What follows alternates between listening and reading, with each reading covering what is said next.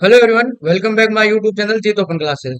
आज हम बात करने वाले हैं क्लास 12 की इंग्लिश के अंदर जो बुक चलती है फ्लेमिंगो। उसके अंदर एक पहली पोएम दे रखी है, माय मदर एट 66। तो इस पोएम को अपन देखने वाले हैं और इस पोएम के अंदर आपको डिटेल एक्सप्लेनेशन मिलेगा और जो भी लिटरेरी डिवाइस इसमें यूज होते हैं वो सब मिलेंगे। और एक ही क्लास के अंदर ये पूरी पोएम आपकी क्लियर होने वाली है। ठीक है, ये पोएम बहुत शानदार होने वाली है और एग्जाम में के अकॉर्डिंग ये very very very important poem है। और देखते हैं इसके अंदर। क्लास में साथ बने रहिए, बिना स्किप किए पूरी क्लास को देखनी है। नोट्स आपको साथ में मैं देता रहता हूँ। अगर पीडीएफ आपको चाहिए तो आप अपने डिस्क्रिप्शन बॉक्स के अंदर जो टेलीग्राम का लिंक है वहां ज्वाइन करें और वहां से ये पीडीएफ आप अपने पास डाउनलोड कर सकते हैं वहां से। ठीक है, तो शुरू करें अपनी क्लास। पोएम है अपनी माई मदर एट 66। ठीक है, तो देखते हैं इसके बारे में। सबसे पहले बात करेंगे इंट्रोडक्शन के बारे में, तो क्या है इस पोएम के बारे में, तो ये इंट्रोडक्शन के अंदर अपने को पता लग जाएगा। तो सबसे पहले बात करते हैं the poem my mother eight 66, यानी कि जो मेरी माता जी वो कितनी की है, 66 यानी 66 वर्ष की है। ठीक है, ये पोएम जो बात हो रही है ये एक राइटर है, उनके जो माता है और उस राइटर के अकॉर्डिंग है ये। ठीक है, और जो लिखा किसने है इसको, कमला दास ने। ठीक है, explores the theme of ageing and the fear of separation, यानी कि राइटर कौन है, कमला दास। ठीक है, जो पोएम लिखी है किसने लिखी है, कमला दास ने। तो उन्होंने क्या बताया कि जो पोएम है ये किसको बताती है, तो बुढ़ापा है ना उसको, और उसका जो सेपरेशन है, अलग होने का, यानी माँ से दूर होने का जो डर है, उस डर को दर्शाती है ये। यानी कि इस कविता में क्या बताया गया है, बुढ़ापे और उसकी जो बेटी है कमला दास है, उन दोनों का आपस में बिछड़ने का जो डर होता है उसको दिखाया गया है। ठीक है, it captures the emotional pain of daughter who realise her mother is growing old and frail, यानी कि जो उसकी माता जी है कमला दास की, उससे भी छोड़ने का डर है इसमें दर्शाया गया है। और दूसरी चीज इसमें जो दर्द है, जो भावनात्मक दर्द की एक सुंदर अभिव्यक्ति है। ठीक है, तो ये तो नॉर्मल इंट्रोडक्शन है। और क्या समझे इस चीज से, ये जो कमला दास है वो इस पोएम की अपनी राइटर है और ये अपनी माँ के लिए इस पोएम को इन्होंने लिखा है। तो अपनी माँ से इनको जो बिछुड़ने का जो डर होता है उसके बारे में है, और उनका जो बुढ़ापा आ रहा है और उसके बारे में ये पोएम है। ठीक है, अब इसको अपन स्टेंजा वाइज देखेंगे। जैसे अपनी ये पोएम शुरू होती है और हर एक लाइन को अपन अच्छे से समझते चलेंगे। ठीक है, तो मैंने यहाँ इमेज दी है साथ में, जैसे ये चार लाइन दे रखी है, इन चार लाइनों को ये इमेज इमेज है ये एक्सप्रेस करती है। इमेज आपको हेल्प करेंगे एग्जाम के अंदर चीजें याद होने में, स्टोरी समझने में, क्योंकि इमेज देखने से चीजें जल्दी याद होती है। ठीक है, सुनने से और देखने से चीजें जल्दी याद हो जाती है। जो इमेज है वो बहुत काम की है। अगर आपको क्लास अगर अच्छी लगती है, इमेज आपको हेल्प कर रही है सीखने में, तो कमेंट करके जरूर बताएं और क्लास को लाइक जरूर करें। ठीक है, तो शुरू करें अपने स्टेंजा फर्स्ट को देखते हैं सबसे पहले। Driving from my parents home to Cochin last Friday morning I saw my mother besides me, doors open mouthed, her face ashen like that of a corpse। ठीक है, अब इसको आराम से अपन देखते हैं। ड्राइविंग यानी ये खुद क्या कर रही है, ड्राइव कर रही है। ठीक है, ये खुद क्या कर रही है, गाड़ी ड्राइव कर रही है। देखो ये यहाँ पर ये अपनी क्या है, कमला दास है जो अपनी राइटर है, और ये इनकी कौन है, ये इनकी माता जी है। ठीक है, और ये क्या कर रही है, गाड़ी को ड्राइव कर रही है। कहाँ से कर रही है, फ्रॉम माई पेरेंट्स, यानी इनके जो माता पिता है उनके घर से ये गाड़ी ड्राइव कर रही है और कहीं जा रही है। कहाँ जा रही है, टू कोचिन। जो कोचिन, जो कोचिन जाते समय कवियत्री जो है अपनी, जो पोइट है जो कमला दास है, वो खुद गाड़ी ड्राइव कर रही है। कहाँ से चल रही है ये, अपने माता पिता के घर से कहाँ जा रही है, कोचिन जा रही है। कहाँ जा रही है, कोचिन। और कब जा रही है ये कब की घटना है, ये लास्ट फ्राइडे मॉर्निंग की, यानी पिछले शुक्रवार की ये घटना है। आई सा माई मदर, जो अपनी पोइट है कमला दास कहती है कि मैंने अपनी माता जी को देखा, जो कहाँ बैठी हुई थी, इनके बगल में बैठी हुई थी, बिसाइड्स में, जो इनके एकदम पास में बैठी हुई थी, ये इनको देख रही है। ठीक है, जो क्या कर रही है, डोज ओपन माउथ है, जो उनका जो माँ क्या कर रही है, डोज यानी होता है ऊँगना, ये ऊँग रही है। ओपन माउथ यानी मुंह खोल के क्या कर रही है, ऊँगना होता है ना, वैसे ऊँग रही है।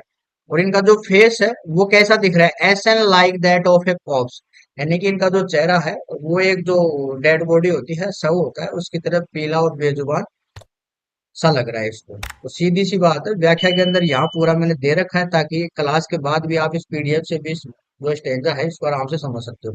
यानी कि जो अपनी राइटर है कमला दास, वो पिछले शुक्रवार की घटना बता रहे हैं कि पिछले शुक्रवार को मैं अपने घर से यानी अपने माता पेरेंट्स का मतलब हो गया अपने माता पिता के घर से कहाँ जाती है, कोचिंग जाती है। तो इसके पास में इसकी माता जी बैठी हुई रहती है। ये उनकी तरफ देखती है जो बुढ़ापे की बूढ़ी हो चुकी है, और उनको बुढ़ापे की जो एज होती है वो कैसी होती है आप सबको पता है। तो उनको देखती है वो क्या कर रही होती है, पास में बैठी हुई ऊँग रही होती है मुंह खोल के, ठीक है। और ऐसा लगता है उनका चेहरा जैसे वो एक मतलब उनकी जो उम्र है वो पूरी हो चुकी है, अब वो ज्यादा दिन जीने वाली नहीं है। तो इस वजह से इनको थोड़ा डर रहता है। तो उनका जो चेहरा है वो ऐसे लगता है जैसे डेड बॉडी की तरह पीला और बेजुबान, जैसे बॉडी होती है डेड बॉडी, जो जो आदमी जब खत्म हो जाता है तो उसकी बॉडी कैसी हो जाती है, पीली सी पड़ जाती है बेजान से, यानी उसमें जान नहीं रहती। तो ऐसा लगता है इनको, ठीक है। ये हो गया अपना स्टेंजा फर्स्ट। अब बात करते हैं स्टेंजा सेकंड की। And realised with pain that she was as old as she looked, but soon put that through thought away and looked out at young trees spreading, the merry children spilling out of their homes। अब ये second stanza, इसमें क्या है, and relied, अब जो है कवियत्री अपनी जो है पोइट है अपनी कमला दास है, वो महसूस करती है, क्या करती है, विद पेन, जो दर्द है उसको महसूस करती हैं, दैट की she was as old as she looked, यानी कि उनको ये डर रहता है कि जैसी वो बूढ़ी है वैसा उनको ऐसा दर्द होता है कि अब उनकी उम्र हो चुकी है। और जैसी वो दिखती है उसके अकॉर्डिंग, यानी उनका जो दिखना कैसा है, वो ऑलरेडी बूढ़ी हो चुकी है और उनको देख के इसको थोड़ा सा दर्द सा होता है कि अब जो अपनी माता जी है वो ज्यादा दिन जीने वाली नहीं है। But soon put that thought away, लेकिन थोड़ी देर बाद उनका जो विचार है वो चेंज होता है, और जो जो उसको जो नेगेटिव थिंकिंग जो उनके माइंड में चल रही होती है अपनी माता को लेके, उसको साइड में करती है। और वो क्या करती है, लुक्ड आउट, वो बाहर देखती है, गाड़ी के बाहर देख रही है, देखो ये देख रही है ना बाहर, बाहर देखती है तो क्या देखती है, एट यंग ट्रीज स्प्रेटिंग, यानी कि जो पेड़ है वो कैसे दिखाई देते हैं, भागते हुए। यंग ट्री का मतलब हो गया हरे पेड़, ये यंग यानी जवान, जवान का मतलब हो गया हरे पेड़ पौधे, यानी हरे पेड़ पौधे क्या है वो भागते हुए उसको दिखाई देते हैं। The merry children spilling out of their homes, और जो बच्चे हैं, मेरी चिल्ड्रन यानी जो खुशहाल जो बच्चे होते हैं, उनका जो वो क्या कर रहे थे, अपने घर से भागते हुए बाहर की तरफ आते हैं, यानी घरों से बाहर निकलते हुए उनको क्या दिखते हैं, जो बच्चे हैं खुशहाल बच्चे वो दिखते हैं। अब कहने का मतलब इसको एक तरीके से समझो, जब ये अपनी माँ की तरफ देखती है तो वो ऊँग रही होती है तो उसको डर सा रहता है, उस डर की वजह से ये इनके माइंड में नेगेटिव थिंकिंग चलती है कि हम जो अपनी माता जी है वो ज्यादा दिन जीने वाली नहीं है, इस वजह से इनको डर लगता रहता है। फिर ये जो नेगेटिव थिंकिंग चल रही होती है उसको भुलाने के लिए, उसको साइड में करने के लिए वो क्या करती है, शीशे से बाहर देखती है, गाड़ी के बाहर की साइड में देखती है, तो बाहर की साइड में देखती है तो ये क्या देखती है, जो पेड़ पौधे हैं हरे वाले वो क्या कर रहे हैं, वो भाग रहे हैं। भागने का मतलब कैसा है, यानी कि गाड़ी आगे चल रही है तो सारी चीजें पीछे ही तो जाती है अपनी, तो ऐसे लगता है कि गाड़ी नहीं वो पेड़ पौधे भाग रहे हैं। और दूसरे जो बच्चे हैं वो घरों से बाहर निकल रहे हैं, तो वो चीजें ये बाहर देखती है, देखो ये पेड़ हो गया, अब ये भागता हुआ पेड़ दिखाई दे रहा है इसलिए क्लियर नहीं आ रहा है यहाँ पर, समझ में आया क्या, क्योंकि गाड़ी चल रही है और ये पीछे की साइड में जा रहे हैं। तो ऐसे लगता है जैसे पेड़ भाग रहे हो और ये बच्चे अपने घरों से निकल ही रहे हैं बाहर की तरफ खेलते हुए, ठीक है, यानी खुशी खुशी खेलते हुए बाहर निकल रहे हैं। तो दोनों का मतलब क्या हुआ, जो है अंदर अगर आप बात करोगे तो अंदर इनके दिमाग में क्या चल रहा है कि इनकी जो माता जी वो बूढ़ी हो चुकी है, इनको थोड़ा टेंशन हो रहा है, ठीक है। यानी कि एक तरीके से जो अंदर है वो जो माहौल है वो कैसा है, दुख वाला, और बाहर ये जब देखती है तो इसको माहौल कैसा लगता है, खुश वाला, यानी खुशी वाला माहौल लगता है, ठीक है। नेक्स्ट अपन बात करते हैं स्टेंजा थ्री की। But after the airport security check, standing a few yards away, I looked again at her, wan pale as a late winter's moon। यानी कि फिर ये क्या कहाँ पहुंच जाती है, ये जो हवाई अड्डा है एयरपोर्ट है वहां पहुंच जाती है। तो वहां पर जाने के बाद इनका क्या होता है, सिक्योरिटी जो चेक होता है, यानी इनकी जो सिक्योरिटी चेक होती है उसके बाद ये क्या करती है, standing a few yards away, यानी कुछ दूरी पे जाके खड़ी होती है, जैसे ये अपनी कमला दास है और ये इनकी माता जी है, इनकी दूरी आपस में थोड़ी तो है स्पेस दोनों के बीच में, तो कुछ दूरी के बाद ये खड़ी होती है। और फिर क्या करती है, आई लुक्ड अगेन, ये अपनी माता जी को फिर से देखती है, ठीक है, एट हर, उनकी तरफ फिर से देखती है, wan pale as a late winter moon, यानी कि इनका जो चेहरा है चंद्रमा जो होता है वो पीला और चमकहीन दिखाई देता है, वैसे दिखाई देता है। यानी इनकी तुलना कैसे करती है फेस के साथ, लेट विंटर्स मून के साथ इसकी तुलना करती है, कंपैरिजन करती है, ठीक है। यानी कि ये जब ये रास्ते से जा रहे होते हैं, फिर ये एयरपोर्ट पहुंच जाते हैं, तो एयरपोर्ट पहुंचने के बाद इनका सिक्योरिटी चेक होता है, उसके बाद ये थोड़ी सिक्योरिटी चेक होने के बाद थोड़ी आगे निकल जाती है, इनकी माता जी पीछे रह जाती है। ये उनकी तरफ वापस देखती है, उनके चेहरे की तरफ। तो इनको उनका जो चेहरा है वो कैसा दिखता है, धुंधला दिखाई देता है। जैसे जो चंद्रमा का चांद होता है वो अपने को धुंधला दिखाई देता है ना, वैसे अपने जो माता जी है उसके जो चेहरे की तुलना किससे करिए, लेट विंटर से, मून से करिए। ये यहाँ पर इसकी प्रॉपर व्याख्या दे रखी है। देखो, हवाई अड्डे पर सिक्योरिटी चेक के बाद जो कवयित्री है फिर से अपनी माँ को देखती है, और माँ का जो चेहरा है सर्दियों के अंत के धुंधले और शक्तिहीन चंद्रमा की तरह कैसा दिखता है, पीला दिखता है और चमकहीन दिखता है। ठीक है, वान यानी पीला पड़ना, पेल, चमकहीन। ठीक है, तो ये चीज ध्यान रखना। ये स्टेंजा के साथ आपको व्याख्या भी मिलेगी। ओके, लास्ट स्टेंजा है अपना, स्टेंजा 4, इसको देखते हैं। And felt that old familiar ache my childhood fear but all I said was see you soon Amma, all I did was smile and smile and smile. Last stanza के अंदर ये क्या कहती है, इसको क्या होता है कि एंड फेल्ट, और ये महसूस करती है, क्या करती है, दैट की ओल्ड फेमिलियर एक्ट, यानी कि एक का मतलब हो गया जो पुराना दर्द होता है। कैसा, ओल्ड फेमिलियर, जो पुराना जाना पहचाना जो दर्द होता है। कौन सा, माई चाइल्डहुड फियर, यानी जो मेरे जो बचपन का जो डर है वो उसको महसूस होता है। यानी ये कहती है, तो लास्ट में क्या होता है, इसको जो जाना पहचाना उसका पुराना दर्द होता है, जो इसको जो बचपन में डर होता है वो इसको महसूस होता है। बट लेकिन ऑल आई सेड वो, लेकिन मैंने बस इतना ही कहा, सी यू सून अम्मा, सी यू सून अम्मा, यानी कि जल्द ही मिलते हैं अम्मा। ये क्या क्या कह के पुकारती है अपनी माता जी को, अम्मा, यानी कि जल्द ही मिलते हैं अम्मा। All I did was smile and smile and smile, और ये कैसे बोलती है इसे लास्ट में, बस ये क्या करती है, मुस्कुराई जाती है, मुस्कुराई जाती है, स्माइल करती हुई जाती है। ठीक है, डिटेल में देखो इसकी व्याख्या। उन्होंने अपना जीवन का जो बचपन का जो वही पुराना डर, जो माँ को खोने का डर होता है वो महसूस होता है, लेकिन वह अपना दर्द छिपाकर मुस्कुराती है और माँ को आशा देते हुए कहती है जल्द ही मिलेंगे अम्मा। ठीक है, तो ये हो गया अपने स्टेंजा 4। अब मैं इसको एक बार में अगर आपको समझाऊं कहानी के हिसाब से समझो, सबसे बढ़िया। अब देखो इमेज कैसे काम आती है, सीधे सीधे समझाता हूँ आपको इमेज से। अब देखो चीजें कैसे आसान होती है इमेज से। अब ये इमेज आपके माइंड में सेट हो गई तो कैसे, इसी इमेज को देख लो कि ये अपनी कमला दास है जो गाड़ी चला रही रहती है, इसके पास में इसकी माता जी बैठी हुई रहती है। ये कहाँ से जाते हैं, अपने ये अपने माता जी के घर से जाती है, माता पिता की, ये इनकी माता इनको एयरपोर्ट छोड़ने जा रही है। और ये कहाँ जा रही है, कोचिन जा रही है, खुद गाड़ी ड्राइव करके जा रही है अपने माता पिता से के घर से, कहाँ, कोचिन। ठीक है, और इसकी माता जी इनके पास में बैठी है, वो क्या कर रही होती है, वो ऊँग रही होती है अपना मुंह खोल के। ठीक है, और इसको ऐसे लगता है कि इनका जो चेहरा ये अपनी तरफ ये माता जी को देखती है, तो इनको ऐसे लगता है कि इनकी जो माता जी है वो बूढ़ी हो चुकी है। अब उनका जो समय है वो नजदीक आ चुका है, अब ये ज्यादा दिन जीने वाली नहीं है। तो इसको ऐसे लगता है इनका जो चेहरा है वो पीला पड़ गया, बेजान सा लग रहा है, यानी डेड बॉडी की तरह लग रहा है। ठीक है, फिर अपनी बात यहाँ आती है कि ये जब इसको ऐसे टेंशन होती है, अपनी माँ को खोने का डर होता है कि अब मैं नेक्स्ट टाइम अपनी माँ से मिल पाऊंगी कि नहीं मिल पाऊंगी। इस वजह से ये क्या करती है, इस नेगेटिव जो थॉट इसके माइंड में चल रहा होता है इसको भुलाने के लिए क्या करती है, गाड़ी के बाहर देखती है। और गाड़ी जब आगे चल रही होती है तो इसको सारी चीजें पीछे जाती हुई दिखाई देती है, तो ये पेड़ों को देखती है तो उसको कैसे लगते हैं, भागते हुए। और कैसे पेड़ देखती है, यंग ट्री, यानी जो हरे भरे पेड़ होते हैं वो उसको पीछे भागते हुए दिखाई देते हैं। और क्या देखती है, दूसरी घटना इसके साथ क्या होती है, जो बच्चे होते हैं वो अपने घरों से बाहर आते हुए, खेलते हुए, खुशी खुशी घरों से बाहर निकलते हुए दिखाई देते हैं इसको। ठीक है, फिर आगे क्या होती है, जब ये एयरपोर्ट पहुंच जाते हैं तो यहाँ ये सिक्योरिटी चेक होती है, इनका सिक्योरिटी चेक होता है, तो ये आगे अकेली चली जाती है, इनकी माता जी पीछे रह जाती है। तो इनके बीच में थोड़ी सी दूरी हो जाती है। फिर ये सिक्योरिटी चेक के बाद अपनी माँ को देखती है, वापस पीछे घूम के उनके चेहरे को देखती है।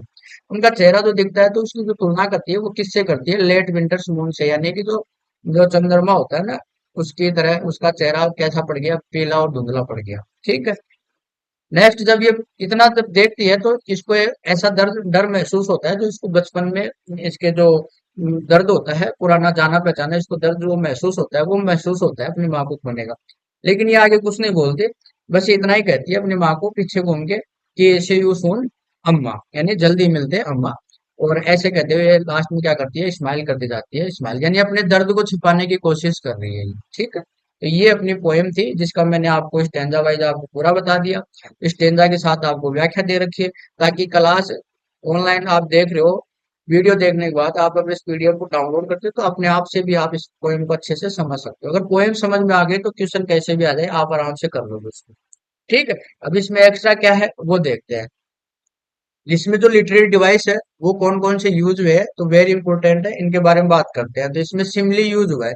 सिमली का मतलब होता है उपमा, और सिमली का मतलब होता है, यानी कि जहां सेंटेंस के अंदर आपको क्या मिले, एज लाइक, ये सेंटेंस में मिल रहे हैं तो वहां सिमिली होती है, ठीक है। जैसे फेस ऐसे ये हो गया लाइक दैट ए कॉप्स, और as a late winter's moon, यानी कि उनकी जो चेहरे की जो तुलना होती है वो किससे करती है, कॉप्स से, और एक ये लेट विंटर्स मून से। तो ये ध्यान रखना, यहाँ सिमिली यूज हुई है। अब ये लाइन कहाँ आई है ये आपको मैं दिखाता हूँ, देखो लाइन, ये लाइन जो आई है वो कहाँ आई है, एक मिनट दिखाता हूँ। देखो पहली वाली लाइन जो आई है, ये देखो, हर फेस लाइक, ये आ गया, यहाँ सिमिली यूज हुआ है, ठीक है। दूसरी जो लाइन आई है ये देखो, ये वाला, ठीक है, हर वन पेल, ये ठीक है। यहाँ दोनों में क्या है, सिमिली, ठीक है। ये लिटिल डिवाइस हो गया।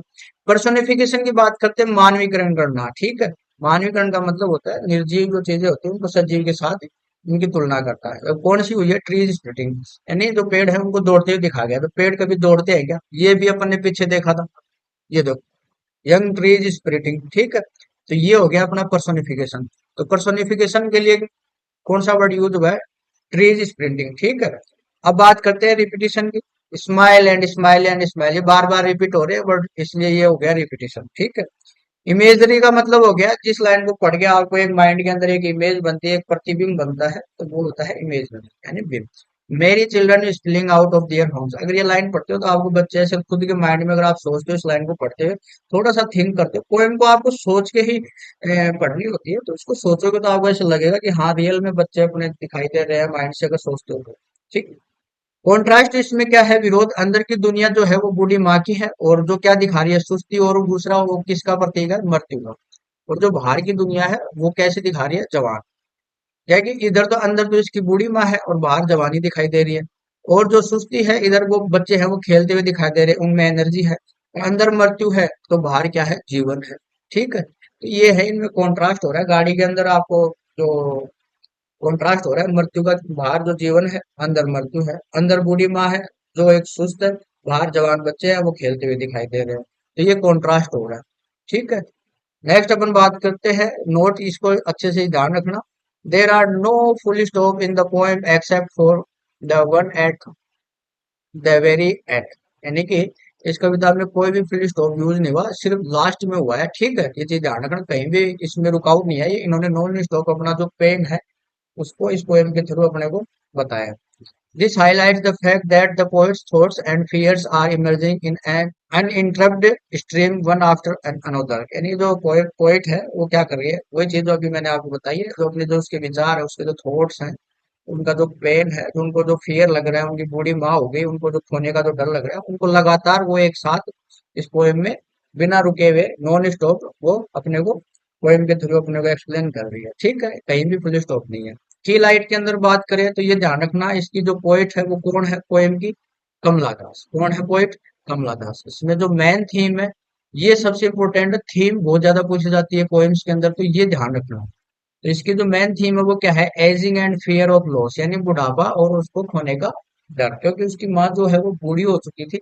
अब वो जो पोएट है, जो अपनी राइटर है कमला दास, उनको अपनी माँ को खोने का डर लग रहा है, ठीक है। कंपेरिजन दो जगह हुआ है, कंपेरिजन फर्स्ट और कंपेरिजन सेकंड, और किसका हुआ है, उनके जो माता जी हैं उनके फेस का जो उन्होंने कंपेरिजन किया, कहाँ किया, एक किया है एसएन कॉर्प्स और दूसरा लेट विंटर्स मून, दोनों के साथ किया है।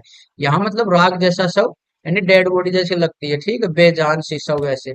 और एक हो गया जो सर्दियों का जो धुंधला चांद होता है वैसे। तो ये दोनों चीजें वेरी वेरी इंपॉर्टेंट है, कि कंपेरिजन जो है उनकी माता जी के फेस का, जो कमला दास है जो राइटर है, उन्होंने किसके साथ किया, तो दो के साथ किया उनके फेस का, एक एसएन कॉप्स और एक है लेट विंटर्स मून। ये चीज ध्यान रखना, वेरी इंपॉर्टेंट है एग्जाम। और ये द स्माइल, इसका मतलब क्या होता है, a mask to hide her inner pain. ये स्माइल क्यों करती है, क्योंकि जो इसके जो अंदर का जो दर्द होता है उसको छुपाने की कोशिश करती है, एक तरीके से मुखौटा होता है, ठीक है। अपनी माँ को दिखाना नहीं चाहती। जब ये लास्ट में उनसे मिलती है, उनको विदा करती है कोचिन जाने के लिए एयरपोर्ट पे, तो स्माइल करके उनको विदा करती है कि वो अपना जो डर है वो उसको छुपा रही है अंदर, ठीक है। तो ये जो मैंने टेबल दी है ये very very very very important मान लो इसको, ठीक है। और देखना, पोइट का नाम आ गया, इसमें थीम आ गई, और इनका जो फेस है मदर्स फेस, उसको कंपेरिजन दो जगह किया, एसएन कॉप्स और लेट विंटर्स में, ये चीज ध्यान रखना। पोएम की जो समरी है उसको देख लेते हैं एक बार। The poem depicts the natural process of ageing and the daughter's deep fear of losing her elderly mother, यानी जो कविता है वो बुढ़ापे की जो नेचुरल जो प्रोसेस होती है, यानी कि हर इंसान को जब जब जन्म लेता है तो वो बच्चा होता है, फिर थोड़ा बड़ा होता है, जवान होता है, ऐसे वो बूढ़ा भी होगा और एक दिन उसकी मृत्यु भी होनी है। जन्म है तो मृत्यु भी होगा। ठीक है, तो ये चीज ध्यान रखना। तो बुढ़ापे की क्या होती है, प्राकृतिक प्रक्रिया यानी नेचुरल जो प्रोसेस है वो, और उनकी जो बूढ़ी माँ है उसको खोने का जो, उनको जो गहरा जो डर है उसको दिखाती है। ठीक है, it uses the contrast between the mother's fertility and the vitality of the outside world. यानी अंदर क्या दिखा रहा है कि यहाँ दो चीजें अपने को मिल रही है कॉन्ट्रास्ट के अंदर। क्या, कि जो गाड़ी के अंदर की दुनिया कैसी है, वो उदास है, मृत्यु को एक्सप्रेस करती है, उनकी जो माँ है वो कमजोर हो चुकी है, और बाहर जो दुनिया है वो कैसी है, ऊर्जावान है, क्योंकि बाहर बच्चे वो खेल रहे हैं। बाहर का माहौल जीवन को दर्शा रहा है, अंदर का माहौल मृत्यु को दर्शा रहा है। गाड़ी के अंदर को जो माहौल है वो मृत्यु को शो कर रहा है, और बाहर वाला किसको कर रहा है, जीवन को शो कर रहा है। ठीक है, अंदर उदासी है तो बाहर खुशी है। ठीक है, तो ये कॉन्ट्रास्ट हो रहा है इस पोएम के अंदर। It ends with the poet hiding her pain behind a hollow smile, giving a message of love and hope. यानी इसमें जो अपनी जो कवियत्री है वो क्या करती है, हाइडिंग हर पेन यानी अपना जो दर्द है उसको छिपाती है, बिहाइंड ए होलो स्माइल।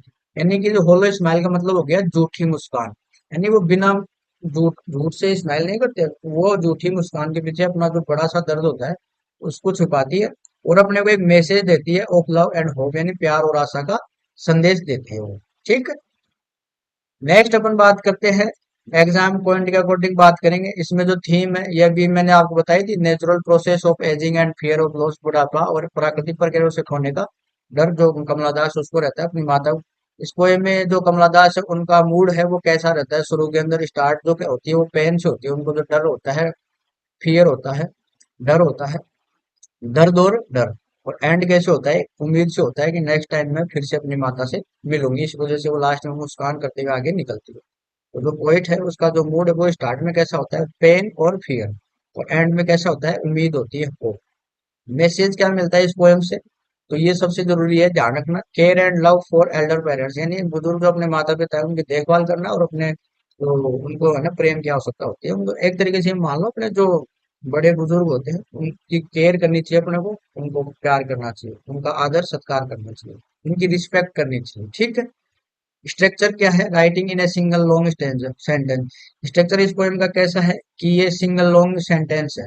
ठीक है, इसमें एक बार में सारी बात को बोला गया है, पूरी कविता एक ही लंबे वाक्य में लिखी गई है। ठीक है, मैसेज क्या मिलता है, we must value and support our elder parents even we when we are busy with our own lives. जब भी हम अपने माता पिता हैं, बुजुर्ग माता पिता, उनका उनको क्या करना चाहिए, अपने को सम्मान करना चाहिए, उनका समर्थन करना चाहिए, चाहे हम अपने जीवन में कितने भी व्यस्त हो। तो ये चीज ध्यान रखना, अपने माता पिता की सेवा करो, उनकी रिस्पेक्ट करो, अपने घर में जितने भी बड़े बुजुर्ग होते हैं उनसे प्यार से पेश आया करो, सामने जवाब देने के बजाय उनसे अच्छे से रिस्पेक्ट से बात करना वो जरूरी है। चाहे अपने जीवन में आप चाहे कितने भी बिजी क्यों ना हो, उनके लिए थोड़ा सा टाइम जरूर निकाले, ताकि उनको भी अच्छा लगता है। ठीक है, अब देखते हैं अपने जो क्वेश्चन जो बुक के अंदर दे रखे हैं उन क्वेश्चंस की बात कर लेते हैं, पोएम के अकॉर्डिंग कौन से क्वेश्चन है। क्वेश्चन फर्स्ट है, what is the kind of a pain and ache that the poet feels. यानी जो पोएट अपनी जो कमला दास है वो किस प्रकार के दर्द और पीड़ा को महसूस करती है, kind of a pain and एक्ट। ठीक है, इसका जो आंसर है ये लिखा हुआ, the poet feels the familiar ache of her childhood, which is the fear of being separated from her mother. Seeing her mother's pale and ashen face makes her realize that her mother is growing old and might die soon. इसका हिंदी नीचे दे रखा है, इसको आप आराम से कर सकते हो। यानी कि इसको जो पोइट है अपनी कमला दास वो फील करती है, महसूस करती है फैमिलियर एक, इनके जो जाना पहचाना डर, फैमिलियर यानी जाना पहचाना दर्द, ऑफ हर चाइल्ड, उनको जो बचपन में उनको जो होता है, बचपन के उसी जाने पहचाने दर्द को ये महसूस करती है। Which is the fear of being separate, जो उसको क्या करती है, अपनी माँ से अलग होने का जो है डर है वो बताती है, कहाँ से, from her mother. Seeing her mother's pale and ashen from face makes her realise that her mother is growing old and might die soon. और उसको देख के क्या लगती है, उसकी माँ के जो चेहरे को देखती है वो कैसा लगता है, उसको पीला और राग जैसा चेहरा उसको दिखाई देता है, उसको ऐसा एहसास होता है, उसको फील होता है कि जो उसकी माता जी है वो कैसी हो गई है, अब बूढ़ी हो चुकी है, और जल्दी ही वो मरने वाली है, कि मृत्यु हो सकती है। ठीक है, तो ये हो गया अपना first question. Question number second की अगर अपन बात करें तो देखो, why are the young trees describe as splitting. यानी जो पेड़ है, जो हरे भरे पेड़ हैं, उनको तेजी से भागते हुए क्यों बताया गया, क्यों बताया गया, देखो, the trees appear to be splitting because the poet is driving in fast moving car, they represent the vitality and energy of youth which is sharp contrast to her mother's old age and inactivity. यानी जो पेड़ है वो भागते हुए इसलिए दिखाई देते हैं क्योंकि जो अपनी जो राइडर है वो गाड़ी कैसे चला रही है, तेज गाड़ी चला रही होती है। ठीक है, इस वजह से वो पेड़ पीछे की तरफ जाते हैं। और जो पेड़ है, जो हरे भरे पेड़ है, वो क्या करते हैं, रिप्रेजेंट करते हैं, किसको करते हैं, वाइटलिटी को, यानी शक्ति को, एंड एनर्जी जो ऊर्जा होती है उसको। ठीक है, उसको रिप्रेजेंट करते हैं, उसका एक तरीके से प्रतीक हो। ठीक है, of youth which is a sharp contrast of her mother's old age and activity. जो उनकी माँ के जो बुढ़ापा है और सुस्ती है उसके बिल्कुल क्या होता है, ये विपरीत होता है, कॉन्ट्रास्ट होता है। ठीक, ये हो गया क्वेश्चन नंबर 2। नेक्स्ट क्वेश्चन की बात करते हैं। Why has the poet brought in the image of the married children splitting out of their homes. कवि जो पोइट है, अपनी कवित्री है, वो अपने घरों से जो बाहर निकलते हुए जो बच्चे हैं, खुशहाल बच्चे, उनका जो दृश्य है वो पोएम के अंदर उन्होंने क्यों प्रस्तुत किया है, उन्होंने क्यों दिखाया है इस चीज को। तो ये देखते हैं। The image of Mary children represent life, happiness and energy. जो ये बच्चे भागते हुए दिखाया है, इसका एक सिंबल है, उन्होंने एक रिप्रेजेंट किया। किसको रिप्रेजेंट किया, लाइफ को किया है, जीवन को। हैप्पीनेस जो खुशी होती है उसको, और एनर्जी जो ऊर्जा होती है उसको शो कर रही है। मैरी चिल्ड्रन जो भागते हैं, बच्चे भागते हुए दिखाए, किसका प्रतीक है, ये प्रतीक है जो लाइफ है, जीवन का, खुशी का, और जो ऊर्जा है उसका। The poet uses this to create a contrast, जो विरोध करती है, कॉन्ट्रास्ट पैदा करती है, विद हर मदर, अपनी माता के साथ।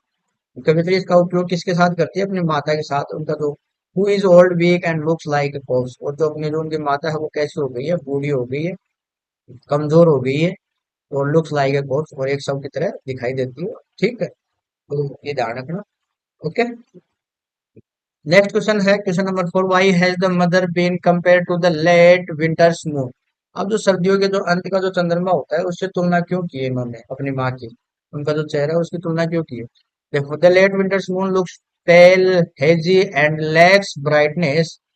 यानी कि जो सर्दियों का जो चांद होता है वो कैसा होता है, पीला होता है, धुंधला होता है, और थोड़ा सा क्या होता है, उसमें लैक्स ब्राइटनेस। ब्राइटनेस का मतलब चमकीला, और लैक यानी कम चमकीला होता है, यानी चमकहीन होता है। ठीक है, सिमिलरली इसी तरह the poet's mother's her has lost of her youth, glow and strength due to old as.